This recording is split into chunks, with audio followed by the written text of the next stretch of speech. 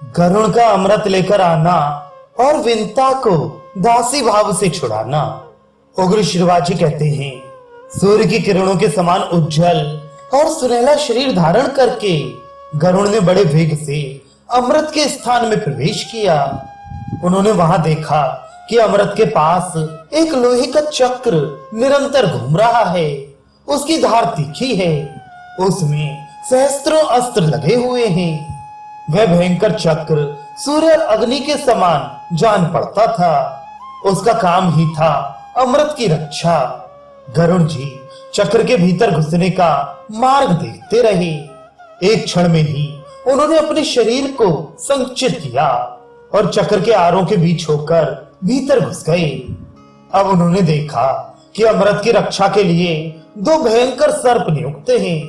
उनकी लपलपाती जीभें, चमकती आंखें और अग्नि की सी शरीर कांपती थी। उनकी दृष्टि से ही विष का संचार होता था। गरुड़ जी ने धूल झोंक कर उनकी आंखें बंद कर दी। चोंचों और पंजों से मार मार कर उन्हें कुचल दिया, चक्र को तोड़ डाला और बड़े वेग से अमृत पात्र लेकर वहां से उड़ चले। उन्होंने स्वयं अमृत नहीं पिया, बस आकाश में उड़कर सर्पों के पास चल दिए। आकाश में उन्हें विष्णु भगवान के दर्शन हुए। गरुड़ के मन में अमृत पीने का लोभ नहीं है, यह जानकर अविनाशी भगवान उन पर बहुत प्रसन्न हुए और बोले, गरुड़, मैं तुम्हें वर देना चाहता हूँ, मनचाही वस्तु मांग लो। गरुड़ ने कहा, भगवान, एक तो आप मुझे अपनी ध्वजा में रखिए, दूसरे मैं अमृत पिए बिना ही अजर अमर हो जाऊं। भगवान ने कहा, तथास्तु। गरुड़ ने कहा, मैं भी आपको वर देना चाहता हूं, मुझसे कुछ मांग लीजिए। भगवान ने कहा, तुम मेरे वाहन बन जाओ। गरुड़ ने ऐसा ही होगा कहकर उनकी अनुमति से अमृत लेकर यात्रा की। अब तक इंद्र की आंखें खुल चुकी थीं। उन्होंने गरुड़ को अमृत ले जाते देख क्रोध से भरकर वज्र चलाया। गरुड़ ने वज्राहत होकर भी हंसते हुए कोमल वाणी में कहा, इंद्र, जिनकी हड्डी से ये वज्र बना है, उनके सम्मान के लिए मैं अपना एक पंख छोड़ देता हूँ, तुम उसका भी अंत नहीं पा सकोगे। वज्राघात से मुझे तनिक भी पीड़ा नहीं हुई है। गरुड़ ने अपना एक पंख गिरा दिया। उसे देखकर लोगों को बड़ा आनंद हुआ। सबने कहा, जिसका ये पंख है उस पक्षी का नाम सुपर्ण हो। इंद्र ने चकित होकर मन ही मन कहा, धन्य है ये पराक्रमी पक्षी। उन्होंने कहा, पक्षी राज, मैं जानना चाहता हूँ कि तुम में कितना बल है, साथ ही तुम्हारी मित्रता भी चाहता हूँ। गरुड़ ने कहा, देवराज, आपके इच्छानुसार हमारी मित्रता रहे। बल के संबंध में क्या बताऊं, अपने मुंह से अपने गुणों का बखान, बल की प्रशंसा सत्पुरुषों की दृष्टि में अच्छी नहीं है।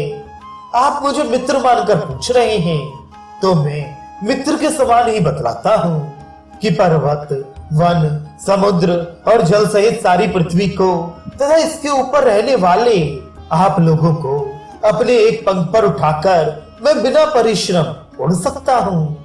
इंद्र ने कहा, आपकी बात 16 आने सकते हैं। आप अब मेरी घनिष्ठ मित्रता स्वीकार कीजिए। यदि आपको अमृत की आवश्यकता ना हो तो मुझे दे दीजिए। आप ये ले जाकर जिन्हें देंगे वे हमें बहुत दुख देंगे। गरुड़ जी ने कहा, देवराज, अमृत को ले जाने का एक कारण है। मैं इसे किसी को पिलाना नहीं चाहता हूँ। मैं इसे जहां रखूं वहां से आप उठा लाइए। इंद्र ने संतुष्ट होकर कहा, गरुड़, मुझसे मुंह मांगा वर ले लो। गरुड़ को सर्पों की दुष्टता और उनके छल के कारण होने वाले माता के दुख का स्मरण हुआ। उन्होंने वर मांगा, ये बलवान सर्प ही मेरे भोजन की सामग्री हो। देवराज इंद्र ने कहा, तथास्तु। इंद्र से विदा होकर गरुड़ सर्पों के स्थान पर आए। वहीं उनकी माता भी थी। उन्होंने प्रसन्नता प्रकट करते हुए सर्पों से कहा, ये लो, मैं अमृत ले आया, परंतु पीने में जल्दी मत करो। मैं इसे कुशियों पर रख देता हूँ, स्नान करके पवित्र हो लो, फिर इसे पीना। अब तुम लोगों के कथनानुसार मेरी माता दासीपन से छूट गई, क्योंकि मैंने तुम्हारी बात पूरी कर दी है। सर्पों ने स्वीकार कर लिया। जब सर्पगण प्रसन्नता से भरकर स्नान करने के लिए गए, तब इंद्र अमृत कलश उठाकर स्वर्ग में ले गए। मंगल कृत्यों से लौटकर सर्पों ने देखा तो अमृत उस स्थान पर नहीं था। उन्होंने समझ लिया कि हमने विंता को दासी बनाने के लिए जो कपट किया था उसी का ये फल है। फिर ये समझकर कि यहाँ अमृत रखा गया था, इसलिए संभव है कि इसमें उसका कुछ अंश लगा हो। सर्पों ने कुशियों को चाटना शुरू कर दिया। ऐसा करते ही उनकी जीव के दो दो टुकड़े हो गए। अमृत का स्पर्श होने से कुश पवित्र माना जाने लगा। अब गरुड़ कृतकृत्य होकर आनंद से अपनी माता के साथ रहने लगे। वे पक्षी राज हुए, उनकी कीर्ति चारों ओर फैल गई और माता सुखी हो गई।